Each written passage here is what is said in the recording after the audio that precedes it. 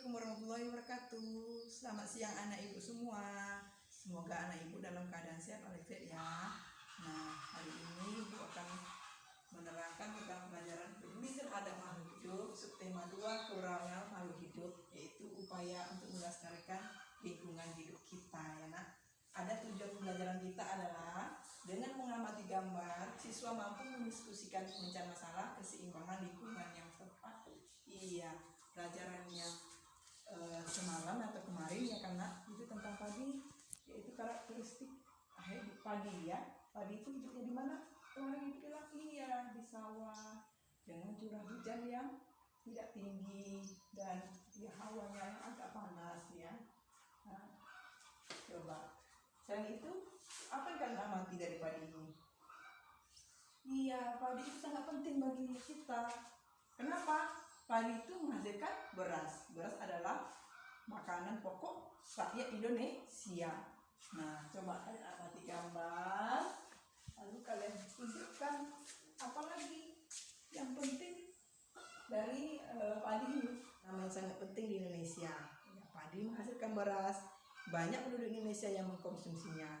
Padi dapat tumbuh di daerah panas dan curah hujan yang tinggi. Ya benar nak. Daerah utama penghasil padi adalah Jawa Barat, Jawa Timur, Jawa Tengah, Sulawesi Selatan, dan Sumatera Utara. Dikenal sebagai lumbung padi nasional. Nah, kalau lumbung padi nasional ini artinya penghasil padi yang sangat banyak di daerahnya ya kan. Nah, pertumbuhan padi itu dibagi atas 3 tahap. Yang pertama tahap pembenihan, yang kedua tahap penanaman, yang ketiga adalah bibit yang telah siap ditanam ke sawah. Nah, itu sudah memberikan kalian tabel seperti ini. Ya. Pertama tadi bilang apa? Tahap pembenihan. Kamu ceritakan di sini tahap pembenihannya. Bagaimana tahap pembenihan padi? Yang kedua, tahap dia untuk ditumbuh kembali. Yang ketiga baru ditanam ke sawah. Kalian kerjakan lah ya dengan kelompoknya dan diskusikan. Ya, ini dari kelompok 5 ya. Katanya pertama-tama benihnya itu direndam 1 malam di dalam air. Kemudian ditanam di lahan sementara. Baru pembenihan ya, tahap pertama. Tahap 2, biji tadi akan tumbuh katanya. Bakal akar dan tunas menonjol keluar ya. Lalu batangnya memanjang ya. Setelah direndam itu dia akan tumbuh akarnya. Setelah tumbuh akarnya baru tahap ketiga. Tanaman tadi itu padi itu akan ditanam di sawah. Lalu tanaman padi berbunga hingga gabahnya matang, berkembang penuh dan berwarna kuning. Kalau sudah berwarna kuning dia apa kan?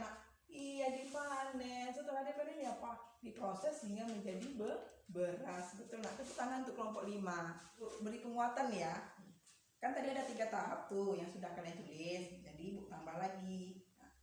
Gabah ini ya, gabah yang tadi itu nantinya akan dijadikan benih lagi. Nah, yang tadi itu kan padi itu yang jadi beras, yang tidak jadi beras itu namanya gabah nak. Ya.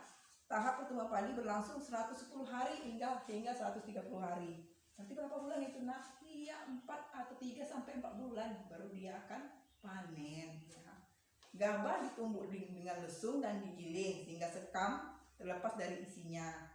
Bagian isi inilah yang warna putih, kemerahan ungu atau bahkan hitam yang disebut beras. Ada nak beras yang warna hitam, ada warnanya merah. Pernah kalian makan nak beras hitam, beras merah?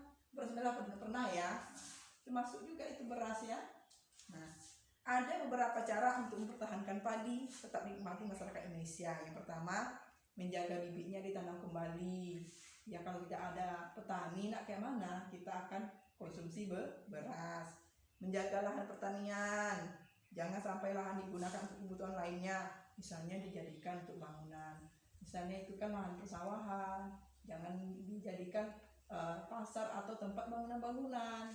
Kalau dia memang lahan persawahan, sampai kapanpun tetap lahan persawahan. Itu yang kedua. Yang ketiga, menjaga kebersihan lingkungan. Kalau kalian tidak menjaga kebersihan lingkungan, bagaimana? Misalnya perairan sawahnya itu tidak bagus dan akan menjadi banjir. Jadi kalian harus menjaga lingkungan gitu ya.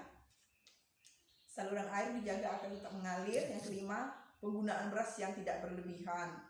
Jumlah penduduk yang meningkat akan meningkat kebutuhan beras terhadap padi. Penggunaan beras sesuai kebutuhan akan sangat membantu. Maksudnya penggunaan beras tidak berlebihan nih, mentang-mentang kaya ya kan? Ada di sini yang kaya? Ya, semuanya sama dan sederhana. Hidup itu udah sederhana ya nak.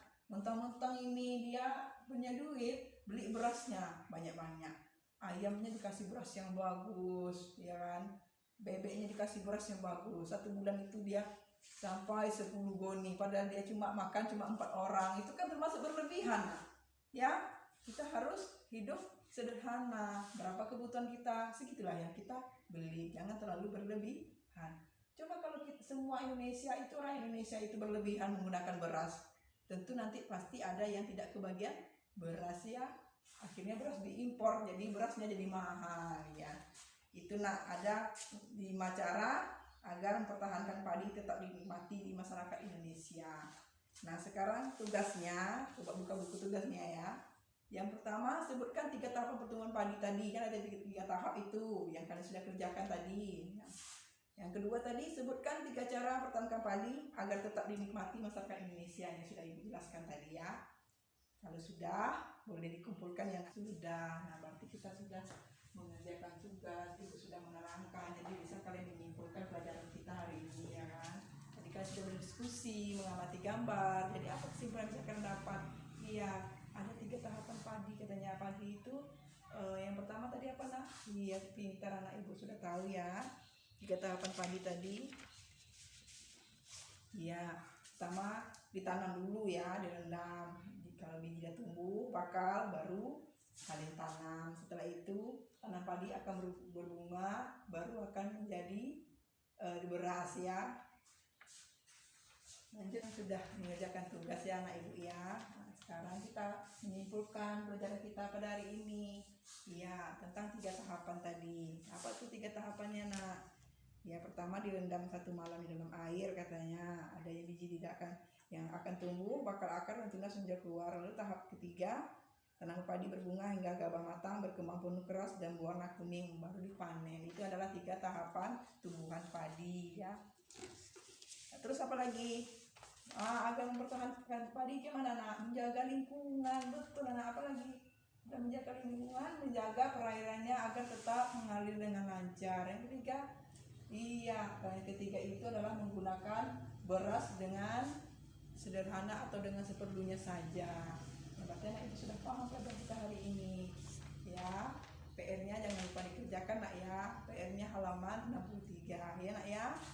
Setelah itu Ibu tutuplah hari ini. Assalamualaikum warahmatullahi wabarakatuh.